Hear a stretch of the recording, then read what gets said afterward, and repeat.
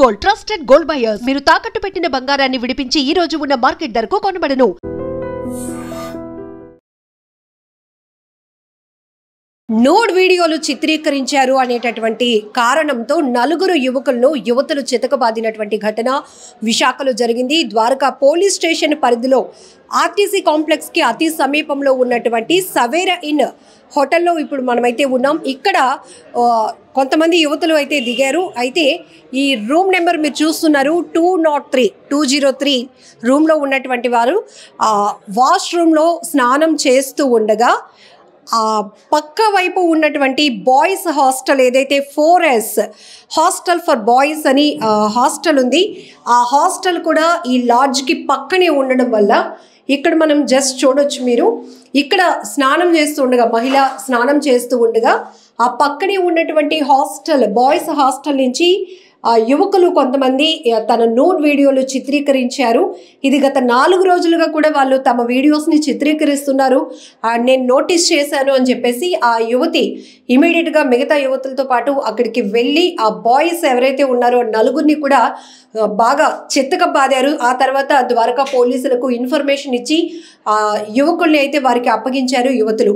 ఇక్కడ మనం చూడొచ్చు ఆర్టీసీ కాంప్లెక్స్ కానీ రైల్వే స్టేషన్ కానీ వీటి పరిసర ప్రాంతాల్లో మనకి ఎక్కువ డార్మెటరీస్ కానీ చిన్న చిన్న హోటల్స్ అంటే మిడిల్ క్లాస్ ఫ్యామిలీస్కి తగ్గట్టుగా అందుబాటులో ఉండే ప్రైస్లో కొన్ని రూమ్స్ అయితే ఉంటాయి, చాలా దగ్గరగా ఉంటాయి.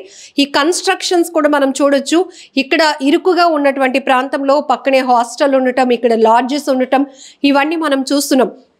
అయితే వారు అనుమానించడానికి ప్రధానమైన కారణం ఏంటంటే ఈ 203 వాష్రూమ్ ఏదైతే ఉందో సవేరా ఇన్ హోటల్లో ఈ రూమ్లో స్టే చేస్తున్నటువంటి అమ్మాయిలు ఇక్కడ స్నానం చేస్తూ ఉండగా వాళ్ళ వీడియోలు అవతల ఉన్నటువంటి 4S బాయ్స్ హాస్టల్ నుంచి కొంతమంది బాయ్స్ తమ వీడియోలను నోడ్ వీడియోలు చిత్రీకరించారు.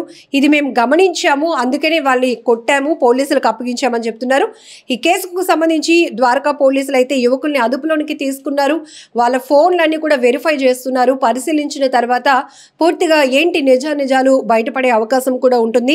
అయితే ఇక్కడ మనం చూడొచ్చు ఇలాంటి రూమ్స్ ఏవైతే ఉన్నాయో ఇక్కడ మనకి చాలా ఇరుకుగానే చాలా దగ్గరగా ఉన్నాయి. కన్స్ట్రక్షన్స్ కూడా చాలా పక్కన మినిమం స్పేస్ కూడా లేకపోకుండా ఉండడం. ఇంకొక వైపు ఇక్కడ వాష్రూమ్స్ అలానే అవతల హాస్టల్ గదులు కూడా దగ్గరగా ఉండటం ఇక్కడ మీరు విజువల్లో చూసారు ఆల్రెడీ. సో స్కోప్ వాళ్ళు అనుమానించడానికి కూడా ఎలా స్కోప్ ఉంది అంటే ఇక్కడ మనం ఈ వాష్రూమ్లో ఇక్కడ ఇలా స్నానం చేస్తూ ఉంటే కనుక ఖచ్చితంగా ఆ పక్క నుంచి ఆ మనిషిని చిత్రీకరించడానికి అక్కడ అవకాశం ఉంది. ఆ కిటికీలో నుంచి వాళ్ళు తమ నోడ్ వీడియోస్ని చిత్రీకరించారు అనేటటువంటి అనుమానంతో యువతులైతే ఆ యువకుల్ని చితకబాదారు, పోలీసులకు అప్పగించారు. సో ఇప్పుడు ఈ ఘటన అయితే కనుక తీవ్ర కలకలం రేపుతోంది. ఎందుకంటే ఇప్పటికే మనం చూస్తున్నాం ఇలా నోడ్ వీడియోస్ చిత్రీకరించడం, బ్లాక్మెయిల్ చేయటం, సో ఆ తర్వాత సూసైడ్ చేసుకోవటం, ఇలాంటి తమ పరువు పోతుందనో లేకపోతే తమ వీడియోలు అవతల వాళ్ళు చిత్రీకరించారు అనే కారణాలు అది అనుమానమైనప్పటికీ కూడా తీవ్రంగా వేధించేటటువంటి పరిస్థితులు ఉంటాయి.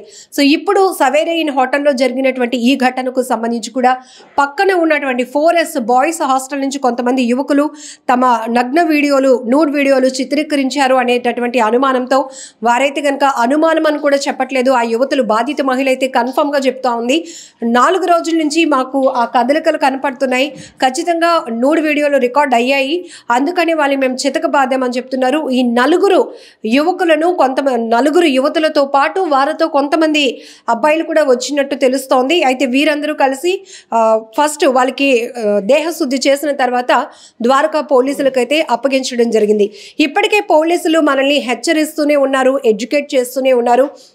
ఎప్పటికప్పుడు అనుమానితుల కదలికలపైన మీరు అప్రమత్తంగా ఉండాల్సినటువంటి అవసరం ఉంది. ఒకవేళ మీకు కన్ఫర్మేషన్ కాకపోయినా అనుమానం ఉన్నా కూడా ఇమీడియట్గా మాకు సమాచారం అందిస్తే గనక ఫోన్ వెరిఫై చేస్తాము. వాళ్ళకు ఉన్నటువంటి విచారణ కూడా గోప్యంగానే కొనసాగుతూ ఉంటుంది. ఎందుకంటే ఇది పర్సనల్కి సంబంధించినటువంటి వ్యక్తిగతమైనటువంటి పరిస్థితులు ఉంటాయి. ఒకవేళ నిజంగానే ఆ యువకులు నగ్న వీడియోలు అంటే న్యూడ్ వీడియోలు చిత్రీకరించి తర్వాత వాటిని చూపించి బ్లాక్మెయిల్ చేయాలనుకున్నారా, వాటిని చూసి ఎంజాయ్ చేయాలనుకున్నారా? ఎందుకంటే ఈ తరహా ఘటనలు మనం ఈ మధ్యకాలంలో ఎక్కువగా చూస్తున్నాం.